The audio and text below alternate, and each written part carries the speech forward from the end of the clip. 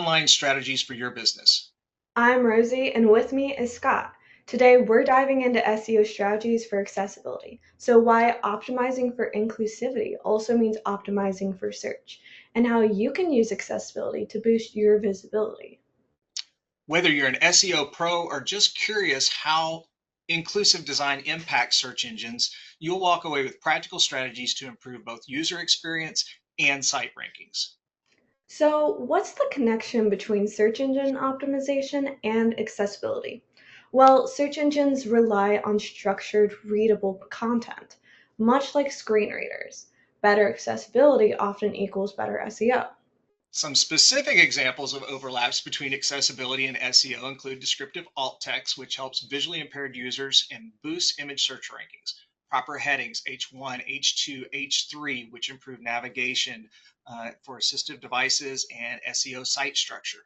There's other elements such as hyperlinks with clear link text that are going to guide both site users and search engines more efficiently. In geek speak, we're talking about structural SEO. Common mistakes businesses can make with adapting their SEO for accessibility include some of the previously talked about overlaps between accessibility and SEO. So, using vague link text like click here hurts both the SEO and the accessibility. Ignoring video captions limits inclusivity and removes keyword rich transcripts. And overlooking color contrast and readability impacts bounce rates and rankings. Good points. To avoid these common mistakes, there's some practical first steps you can take to better adapt for both accessibility and SEO. This includes running an audit. You have to know where you are in order to know how to best get to where you want to be. We're going to identify overlaps with SEO issues, optimizing alt text for both inclusion and keywords without stuffing. Nobody wants keyword stuffing. And ensure metadata and ARIA labels describe content accurately. Uh, Great. That all sounds wonderful. These are little things. You may or may not know much about them, but what kind of impact does this have on my website? Well, for NuMedia marketing, a couple of weeks ago, we implemented the final solution that we had for ADA compliance. With that, our active users have increased almost 6%.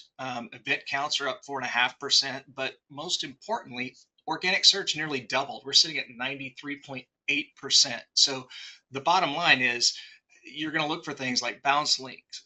If you're e-commerce, you're going to look at sales improvements, the number of contacts and lead gens that you have for your websites, especially if you're service-based and aren't selling things directly online. These are all good growth indicators. But as you can see, addressing ADA compliance with better accessibility can have immediate improvements in your website activity for all users.